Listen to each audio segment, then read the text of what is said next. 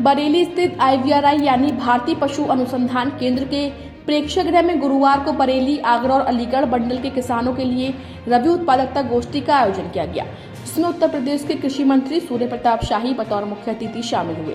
वहीं सचिव व कृषि विभाग के निदेशक डॉक्टर राजशेखर, रेशम विभाग के निदेशक सुनील कुमार वर्मा, उद्यान एवं खाद्य प्रसंस्करण विभाग के निदेशक अतुल कुमार, बरेली कमिश्नर सौम्य अग्रवाल, अलीगढ़ कमिश्नर रविंद्र कुमार समेत तीनों मंडलों के तमाम अधिकारियों के साथ ही प्रगतिशील किसान भी शामिल हुए। इस दौरान गोष्ठी में बहेड़ी चीनी मिल के अफसरों को वहां के किसानों ने घेरा, जिन्होंने कहा कि पिछले सत्र का करोड़ों रुपए चीनी मिल दबाए बैठी है। ऐसा हर साल हो रहा है, जिस पर जिलाधिकारी रविंद्र कुमार ने किसानों को भुगतान कराने का भरोसा दिया है। वहीं यूपी के कृषि मंत्री सूर्य प्रताप शाही ने मीडिया से कहा कि धान, गेहूं समेत अन्य पारंपरिक फसलों से हटकर बहुफसली खेती पर किसानों को ध्यान देना चाहिए, जिसमें दलहन और तिलहन की खेती करें, जिससे किसान दूसरे देशों से इन फसलों का निर्यात कम करके अपने देश को आत्मनिर्भर बना सकते हैं। उन्होंने कहा कि पिछले सीजन में सरकार ने बड़ी संख्या में किसानों को श्री अन्न के बीज उपलब्ध कराए थे। इससे पहले कार्यक्रम को संबोधित करते हुए कृषि मंत्री ने पहले की सरकारों पर तंज कसते हुए कहा कि कई जिलों में इफ्को फैक्ट्री होने पर खाद के लिए किसानों को पुलिस की लाठियां खानी पड़ती थी, लेकिन फिर भी खाद नहीं मिलती थी। लेकिन जब से केंद्र और प्रदेश में बीजेपी सरकार आई है, तब से सभी किसानों को समय से खाद मिल रही है।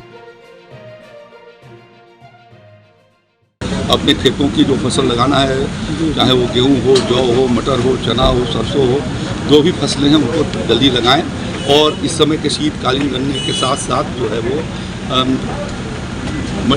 और भी बहुफसली खेती करें, जिसके भीतर वो दलहन तिलहन की खेती कर सकते हैं या सब्जियों को लगा सकते हैं। उस दिशा में आगे की ओर बढ़ते हैं। सर, मिलेट्स के बारे में मोदी जी बहुत कह रहे हैं। श्री अन्न यानी जिसको आज मिलेट्स या मोटा अनाज कहा जाता है, पिछले सीजन के भीतर हम लोगों ने 50,000 से ज़्यादा किसान भाइयों को सावा, कोदो, टांगुन, मड़ुआ आदि के बीज उपलब्ध करवाए। बाजरे का बीज भी उन्हें उपलब्ध करवाया था। बाजरा और जो और उससे ज़्यादा किसान लगाना चाहता था, उसको 50% अनुदान पर भी हाईब्रिड उसके साथ उसको उपलब्ध था। तो इस प्रकार से राज्य के भीतर उसकी व्यवस्था किया है। बाजरे की खरीदारी राज्य के भीतर हम लोगों ने MSP पर 2500 रुपये क्विंटल के हिसाब से शुरू किया है, जिससे किसान भाइयों को काफ़ी फायदा पहुंचा है। पिछले साल 46,000 मीट्रिक टन खरीदा था, अभी तक लगभग 1,12,000 मीट्रिक टन के करीब खरीदारी हो चुकी है। तो इसके माध्यम से किसान को धान, गेहूँ के अलावा अन्य फसलों को लगाए जाने के लिए भी प्रोत्साहित किया जा रहा है।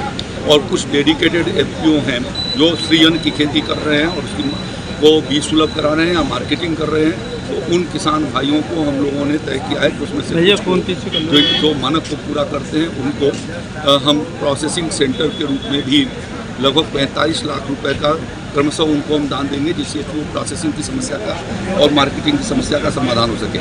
इसी तरीके से हम कृषि विज्ञान केंद्रों पर भी अपने 20 कृषि विज्ञान केंद्रों पर प्रोसेसिंग यूनिट लगा करके और किसान भाइयों को सहूलियत देने का व्यवस्था बनाएंगे। तो इस तरीके से काम आगे की ओर बढ़ाएंगे। सोलर सिंचाई क्षेत्रफल बढ़ेगा यूपी में। देखिए, अब की बार कोशिश किया 10 लाख हेक्टेयर के भीतर बाजरे की खेती होती है और 1 लाख हेक्टेयर के करीब ज्वार की खेती होती है। बाकी मिलकर के 20-25 हज़ार मिनी मिलेट्स के साल में है। अगले साल में उसकी आगे को बढ़ाई जाएगी। अब वो जिस तरीके से किसान को जबरदस्ती नहीं करते हैं, किसान को जागरूक करने का काम करते हैं। जो किसान इच्छा अनुसार वो लेना चाहेगा उसको निःशुल्क मिनी किट हम देंगे और लगभग 1 लाख किसानों को निःशुल्क मिनी किट अगले वर्ष 10 से 20% बढ़ेगा इसका। अब वो तो तय होगा किसान के जागरूकता पर। वो आप जितना अभियान चलाएंगे, उनको जागरूक करेंगे, उतना ज़्यादा अच्छा होगा। पोषण के लिए और पौष्टिक भोजन के लिए, लोगों के स्वास्थ्य के लिए श्री अन्न का आइटम बहुत उपयोगी है और वो उसका उपयोग करें, ये मैं आग्रह करना चाहता हूँ। यूपी में प्रशिक्षण के लिए कुछ कराएंगे? प्रशिक्षण अभी सभी जनपदों के भीतर हुए हैं। राज्य स्तर पर 3 दिवसीय प्रशिक्षण कराया है। हमारे विश्वविद्यालयों में प्रशिक्षण हुए, जागरूक किया जाता है।